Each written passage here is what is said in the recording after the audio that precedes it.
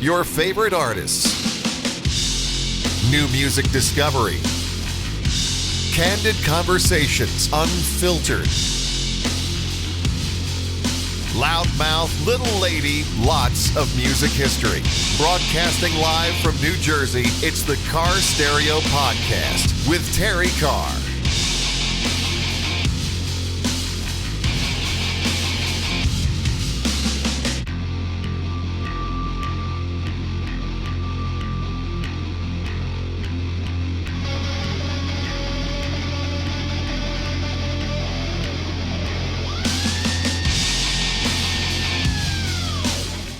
So I am super excited to get the chance to connect with Molly from Living Dead Girl on the Carr Stereo Podcast, because I think it's not a moment for women in metal, but I actually think now there's this incredible movement going on. So we're doing a Terrie and Molly Take 2 interview, and I really appreciate you doing this with me. Let me rewind for you, because I don't know if you really got the full story of why I wanted to do number 2 with you. Molly and I have chatted before. We had a great chat. It ended up being so loose and organic and just super fun, and I loved it. I knew the record was coming. Record is out, by the way. Now it is called Conspiracy, your second full length. Then, like 2 weeks later, somebody sends me Succubus, and I get to hear the song. And I'm like, this song is incredible. It's a metal masterpiece. And I did not talk about this with Molly in the first interview. And how do I put this interview out there without talking about this song? So I went back to some people on your team and I said, listen, I hate to do this to you, but I need to have her back, because I don't want to put up an interview with her without talking about this brilliant piece of music. So that is why we are doing Take 2. Well, thank you so much. I was excited to do it again. Yeah. I mean, how did I not know what a succubus is? And for those people who may not know, it's sort of like, it's this vixen that comes in, a demon that appears as this seductive woman, which is, you are so perfect in the video, enticing men to have like sex and taking over, their whole souls, almost like a female vampire. How did I not know what this word meant? How did you come up with a concept for this brilliant song? So Succubus was basically written as, in my mind, I was thinking of it as like a part 2 to our song Poltergeist. So we have a song on Exorcism called Poltergeist where I'm singing about being a ghost. And I really like that song. That song is a bit more industrial than the other songs on Exorcism. So when I was in the studio doing Conspiracy, I was like, I want another song that's, not necessarily about anything. Like, it's not about a person in my life. It's not about something I experienced. It's just a story, just like an abstract concept that I tell a story about. And I was like, well, I really loved Poltergeist. I was like, I should pick a different creature to embody this time. And I was like, well, what about a succubus, like a female demon? I feel like that really would suit what we've got going on here. And it was funny because I was like, I don't know if enough people have ever heard of this word necessarily. So that's why we have the intro where I was like, let's say the definition first, just so people know before we get into the song. Well, I think it's brilliant, because I think it's a mind bender. It's a mind teaser. And when I watched the video is so great, but your videos are so great. And I want to get into that because they're very DIY and they're all conceived by you and the Hubs. This word and this song is just a perfect embodiment of what this record is. So you put together this second record. I mentioned that you are very DIY. You've also often called yourself kind of a bit of a control freak, which I love, because that means you want things your own way. That is definitely an overrated word. It's just, certain people are great being control freaks. Aren't they so amazing at managing things? And other people are like, oh, they're a control freak. So it's so unfair. But I love that you label yourself as that, because you want your vision to be out there. So being a new artist and being somebody who's very DIY, and I'm speaking to a lot of new artists these days on Carr Stereo about, look, we're taking some control. We're doing it ourselves. How A, important is that to you? And B, how difficult is that? Because it's not always easy to be a new artist and be somebody who wants to have all kinds of control of what's going out there. I feel like it's important for me, though, because without control, then my identity is not in my music. Like if I ever was one of those, like a Disney Channel pop star like a 15-year-old that they just like write songs for, and they like pick what they wear and they pick what they do and what like they fabricate a personality for them basically. I feel like I would not enjoy music anymore if I was like a fabricated artist. I feel like it has to be everything my idea, my vision. Like even there's this one band I was asked to join twice. They reached out to me again recently, where I would be like in face paint and be anonymous. And they've asked me twice now to join them, and I've said no because I'm like, I see that you're playing huge shows to huge crowds, and that would be really fun for me. But I'm like, if no one knows it's Molly, then what's the point? There is So no I feel like, point. Yeah, there is yeah, I'm no like, if point. there's no credit, why would I give you my voice and my performance if I don't get credited for it, you know? So I just feel like being in control of the creative aspect is what keeps it fun for us and makes it not, like a job. Whereas if someone was just writing it all for me, I would not want to do it. Well, you have different aspects of who you are. I mean, you are a Mhm. stunningly beautiful woman. You've modeled in the past. And then, of course, your metal side came out. But there's also this is what I love about Living Dead Girl. There's this great pop sensibility to a Mhm. lot of the songs. Not every song. Succubus maybe a little less, but there's still Yeah. those some great pop melodies in there. But Mm. you've forged that path. And that's what I Mm. really love. So there's definitely the different kind of boxes of Molly, but I would imagine that the stunning model person that is also in some of the videos, people may have wanted to pop you up Oh and yeah. say, listen, I think you would be great doing this. You spoke to me in the past and you talked about how Avril Lavigne was definitely a big influence on you, Oh yeah, as well huge as, influence. all of the metal people that you've discovered. So it's hard to have somebody kind of waving the brass ring in front of you and you saying, nope, I think we're just going to stay over here and I'm going to be an artist authentic and true to who I am. Very difficult to do. Yeah. I even turned down a record deal a few years ago. A pretty big label offered us a record deal, but they wanted me to sing black metal. And I was like, I can't do that. Like they were saying you need to lean into being really goth. You need to just scream. You have such great screams. We want it really, really heavy. And I thought about it and I sat on it and I was like, I don't want to do that, but thank you for the offer. You do have great screams, by the way. I Thank am you. so in awe of the screaming vocals. I want to talk about keeping your instrument intact. Now, who do you work with in doing that? Jamie Vendera. Yeah, and that's a pretty big name in somebody who teaches you how to do that effective metal screaming. I never know how people go on the road and do that. What are some of the great techniques that you've learned from Jamie? I mean, one of them I have right beside me. I have this thing called a Dr. Vox, which actually Jamie invented. This thing is such a game changer. I don't know how I ever screamed before I owned this, honestly. Basically, you hum into it and it massages your vocal cords. So it's kind of like he Wow. my mindset. He really like told me treat like your throat as the same muscle, like as a muscle, the same way you would going to the gym, like to work out, but then also knowing when to rest and knowing when to like strength train and everything. So he kind of helped me shift the mindset. He was like, you basically need to be screaming every single day to keep it good. Whereas I used to think, oh, I don't want to blow up my voice. I should rest it more Every often. day. So you have to do some type of screaming every day to keep that muscle really strong. Yeah, like he was telling me like do the 15-minute like scales with the Dr. Vox every day. Then I have like these piano exercises I do.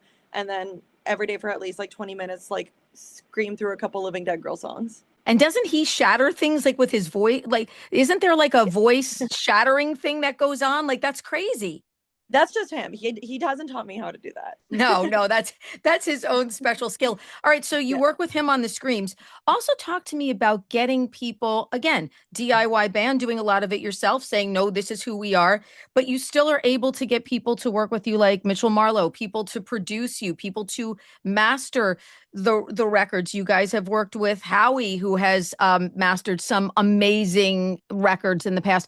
How do you get people like that to be part of your team? So in the very first place, I reached out to Mitch just by finding him on Facebook and messaging him.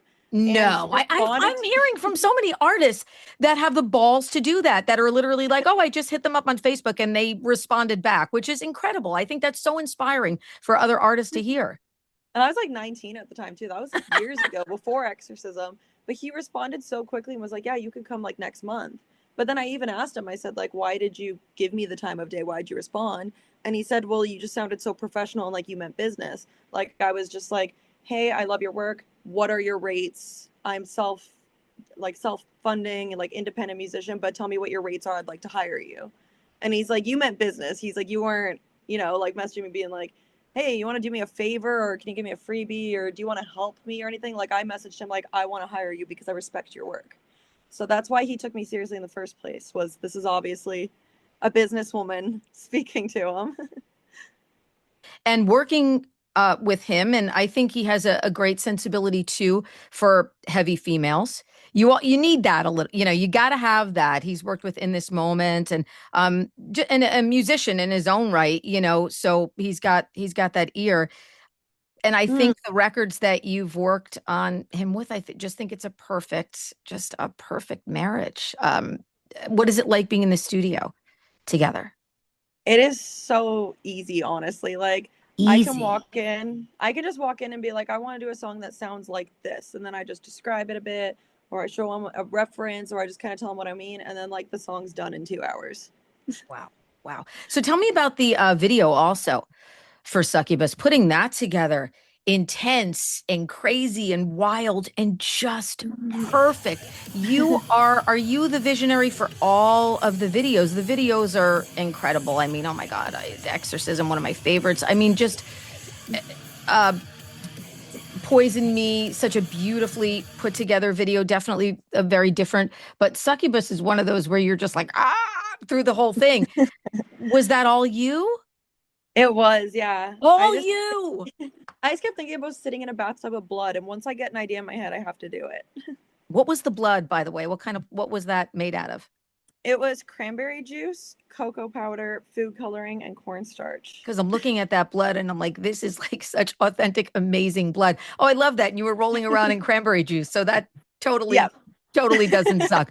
So let's talk about the record. A Mm. lot of tracks on this second record. I think there's 11 in full. Yes. That's a tall order. That's a lot of you coming out. How long did it take you to write it? How long did it take to record it? And what I love is, everything that I've heard is still super heavy. It's still a Living Dead Girl record, but everything is just a little bit different. Yeah, it's like it's still the Living Dead Girl sound you would expect. It doesn't sound like we just completely, switched gears and sound like a different band by any means, but it's still not the same as Exorcism. So I think it's No. cool that we've made like a broad enough like sound that we can play around within the like little genre that we've started doing. It was really easy to like make it though, like as far as how long it took. I went to the studio 3 separate times. So the first time we just did Poison Me and Ugly, the two first singles. And then the second time we did like a big chunk of the album. And then the third time I went back, we just did Survival Mode and Brainwashed, which is funny that those were in the same session because it's like the ballad and the like Right, hardcore right, song. right. Two very different songs. They were just like written at the same time. But like as far as like how long it takes to write, like if it wasn't for splitting up my trips to Nashville in like different sessions, like we could make a whole album in a week. It's such a fresh sounding record too. Thank It's just you. such a fresh sounding record. I think when I talked about there being a movement in metal, I'm talking about new artists coming out, Mm. the Pretty Wild and Daedric. And there's just so many amazing women that are being welcomed into this club that everybody always thought of was a boys' club. And Mm. I don't necessarily think that. I definitely don't think that anymore. I think heavy metal is more of a community. I think rock can be more of a boys' club. And I think the metal community is very embracing of these Mm. incredible females that are making music. Do you feel that movement changing? Because I certainly do, being a fan and being somebody who's been watching, the movement evolve for so many years. I definitely do, like now more than ever, think it's become, I don't even want to use the word normalized because it's not like it was ever not normal, but it's more common to see, like with Spirit Box and Poppy and all the like artists that are dominating the music industry right now And being female. selling out when they put a show on sale, it sells out. Yeah. You cannot keep Spirit Box tickets in a venue. I mean, No. everybody wants to go see that band, and same thing with Poppy. So, and I love that. I mean, that's Mm. what I'm talking about, because money moves the needle. And Definitely. when people start seeing, wow, there's something to be had here. Yeah, we're booking this one and we're booking this one. And I see that movement in metal. And I'm happy that you see it too. What has that been like kind of on your horizon? I feel like it's exciting because obviously, I am a woman. I want to be accepted in the community of music that I make. But it's also like almost kind of sad at the same time because it's like, why were we never a part of it until now? Like, why did it take until 2025 for this to be a thing? I agree. I absolutely agree. And I've been pushing for talented women in music for such a long time, being a radio programmer and hearing those, Hmm. oh, we already have two women on the playlist over here. And why are you guys playing so many women? Blah, blah, blah, blah, blah. That's my least It's such blah, blah lip service bullshit that I'm so happy that I don't have to listen to that crap anymore. And I'm so happy to see the movement. I'm so happy to see the movement in young artists being inspired to take it Hmm. to the next level and not just necessarily be, pop stars.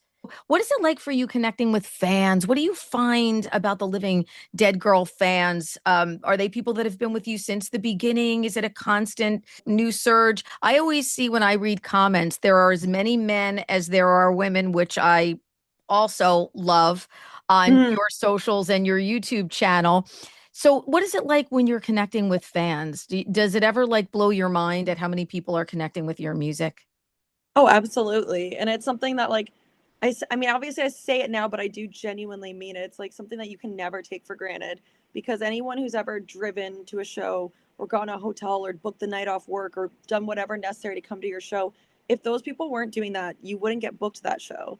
So it's just like, like I will stand at my merch table and chat with you as long as I possibly can because you're the reason I got booked here is because you were willing to buy a ticket.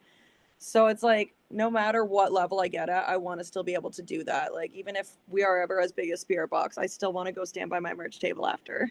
And you're such a sweet person too. That's what I can't separate sometimes because we've had chats and you're so sweet and then I'm watching you in the video and I'm like, that's Molly. That's the brilliance and the beauty that is Molly. So I would Thank imagine you. that it's going to be a big touring cycle for you, new record, super strong record. 2026 probably going to be a big year, I think, for Living Dead Girl. How are your feelings on that?